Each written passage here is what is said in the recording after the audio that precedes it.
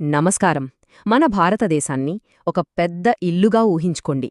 మరి రాష్ట్రాలన్నీ ఆ ఇంట్లోని గదులు. ఇప్పుడు ప్రశ్న ఏంటంటే, ఆ గదులు ఇంటినుంచి విడిపోవచ్చా? మన రాజ్యాంగం దీని గురించి ఏం చెబుతోంది? మరి ఈ మధ్య వచ్చిన కొత్త చట్టాలు దీన్ని ఎలా చూస్తున్నాయి? ఈరోజు మనం మన దేశ ఐక్యతకు సంబంధించిన ఈ కీలకమైన విషయాల్ని, ముఖ్యంగా కొత్త బిఎన్ఎస్ చట్టాల ప్రకారం క్లియర్గా తెలుసుకోబోతున్నాం. సో ఈరోజు మన చర్చ 4 భాగాలుగా ఉండబోతోంది. ఫస్ట్, దేశం ఒక ఇల్లు, రాష్ట్రాలు గదులు అనే కాన్సెప్ట్ని అర్థం చేసుకుందాం. ఆ తర్వాత దేశం నుంచి విడిపోతాం అని పిలుపునివ్వడం అసలు నేరమా కాదా అని చూద్దాం. మూడోది, పాత ఐపీసీకి కొత్త బిఎన్ఎస్కి మధ్య వచ్చిన మెయిన్ చేంజెస్ ఏంటి. ఇక ఫైనల్గా కొత్త చట్టాల ప్రకారం ఎలాంటి శిక్షలుంటాయి, ఎలాంటి చర్యలు తీసుకోవచ్చో తెలుసుకుందాం. సరే, మరి మొదటి విభాగానికి వచ్చేద్దాం. దేశం ఒక ఇల్లు, అనేక గదులు. మన దేశ ఐక్యతకు వెన్నెముకలాంటి ఆర్టికల్ 1 వెనుక ఉన్న అసలు ఆలోచన ఏంటో ఇప్పుడు చూద్దాం. చూడండి, ఇది వినడానికి చాలా సింపుల్గా అనిపించొచ్చు కదూ. కానీ మన రాజ్యాంగ స్ఫూర్తికి ఈరోజు మనం డిస్కస్ చేయబోయే ప్రతి చట్టానికి ఇదే బేస్. ఇల్లు ఒకటే, గదులు వేరువేరుగా ఉన్నా అవి ఎప్పటికీ ఆ ఇంటికి చెందినవే. వాటిని ఇంటినుంచి వేరు చేయడం కుదరదు. ఇప్పుడు దీన్నే కొంచెం చట్టపరంగా చూద్దాం. మన రాజ్యాంగంలోని ఆర్టికల్ 1 సరిగ్గా ఇదే చెప్తోంది. యూనియన్ ఆఫ్ స్టేట్స్ అంటే రాష్ట్రాలన్నీ కలిస్తేనే దేశం. కాని ఏ ఒక్క రాష్ట్రానికి ఆ యూనియన్ నుంచి బయటకు వెళ్ళిపోయే హక్కు లేదు. ఇందాక మనం అనుకున్నట్టే గదులు ఇంటి నుండి విడిపోలేవు, అంతే. అయితే అసలు మన రాజ్యాంగ నిర్మాతలు ఈ రూల్ని ఇంత స్ట్రిక్ట్గా ఎందుకు పెట్టారు? దీని వెనుకున్న కారణం ఏంటి? అంత అవసరమేమొచ్చింది? దానికి కారణం మన స్వాతంత్ర్య సమయం నాటి పరిస్థితులు. బ్రిటిష్ వాళ్లు వెళ్లిపోయాక కొన్ని సంస్థానాలు మేమిండియాలో కలవం, మాకు మేమే వేరే దేశం అని ప్రకటించాయి. ఈ ప్రమాదాన్ని మన రాజ్యాంగ నిర్మాతలు ముందుగానే ఊహించారు. భవిష్యత్తులో దేశం ముక్కలు కాకూడదనే ఒకే ఒక్క ఉద్దేశంతో ఏ రాష్ట్రానికి విడిపోయే హక్కు లేదని రాజ్యాంగంలోనే చాలా స్పష్టంగా రాశారు. అది వాళ్ల ముందుచూపు. అందుకే ఆర్టికల్ 1 నుంచి మనం గుర్తుపెట్టుకోవాల్సినవి 3 పాయింట్లు. 1. భారతదేశమనేది రాష్ట్రాల యూనియన్. 2. దేశ భూభాగం ఒక్కటే, దాన్ని విడదీయలేం. 3. అలా విడదీయాలని ప్రయత్నించడం చట్టవిరుద్ధం. ఈ 3 మన దేశ ఐక్యతకు మూలస్తంభాలన్నమాట. ఓకే, రాజ్యాంగం ప్రకారం దేశాన్ని విడదీయలేం, బానే ఉంది. కానీ ఎవరైనా సరే ఆ మాటే మాట్లాడితే అదే మన 2వ సెక్షన్. వేర్పాటువాద పిలుపు ఇవ్వడం నేరమా?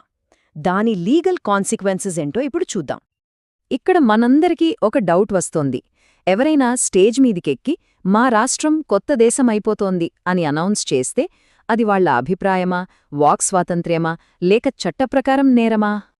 ఆన్సర్ చాలా క్లియర్ అండ్ సింపుల్. అవును, అది చాలా సీరియస్ క్రైమ్. అది భావప్రకటనా స్వేచ్ఛ కిందికి రాదు, చట్టప్రకారం శిక్షార్హమైన నేరం. మరి ఏ చట్టాలు దీని నేరంగా చెప్తున్నాయి? దానికోసం మనం ఈ మధ్య చట్టాల్లో వచ్చిన కొత్త మార్పుల గురించి తెలుసుకోవాలి. ఇక్కడే మనం మన 3వ చాలా ఇంపార్టెంట్ సెక్షన్లోకి ఎంటర్ అవుతున్నాం.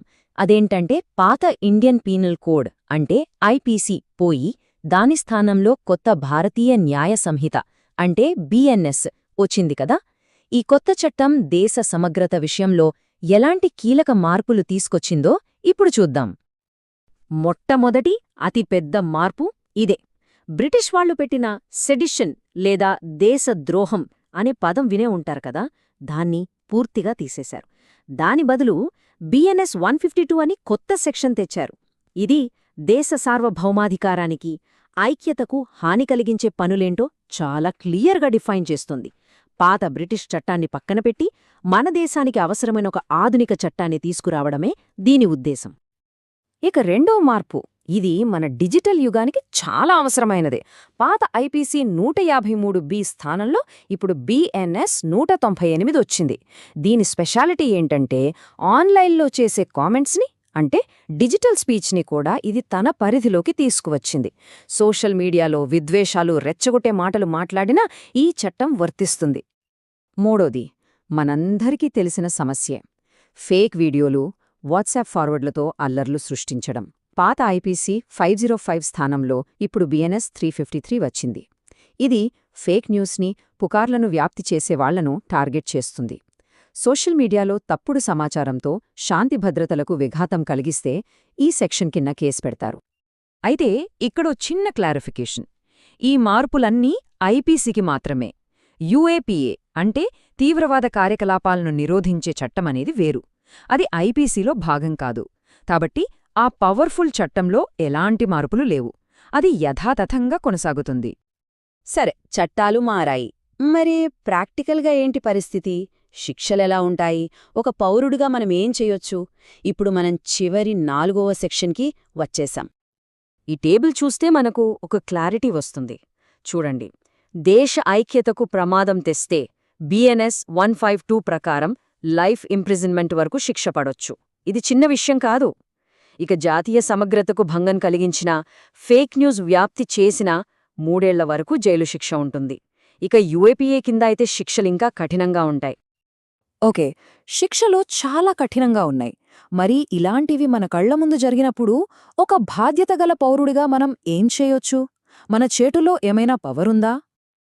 భయపడాల్సిన పని లేదు. చట్టం మన చేతిలో 5 ఆయుధాలు పెట్టింది. నంబర్ 1, సాక్ష్యం కోసం ఆడియో లేదా వీడియో రికార్డ్ చేయండి. 2, వెంటనే పోలీసులకు వెళ్లి సంబంధిత బిఎన్ఎస్ సెక్షన్ల కింద ఎఫ్ఐఆర్ ఫైల్ చేయండి. 3, జిల్లా కలెక్టర్ లేదా ఎస్పీకి కూడా కంప్లైంట్ ఇవ్వండి. 4, అవసరమైతే జిల్లా మ్యాజిస్ట్రేట్ నుంచి ఆర్డర్ కూడా తీసుకోవచ్చు. 5, అయినా చర్యలు తీసుకోకపోతే నేరుగా హైకోర్టులో రిట్ పిటిషన్ కూడా వేయొచ్చు. ముగింపుగా ఒక్క విషయం గుర్తుంచుకోవాలి. దేశం ఒక్కటే. దాన్ని విడదీస్తాను అని మాట్లాడే హక్కు ఎవరికీ లేదు.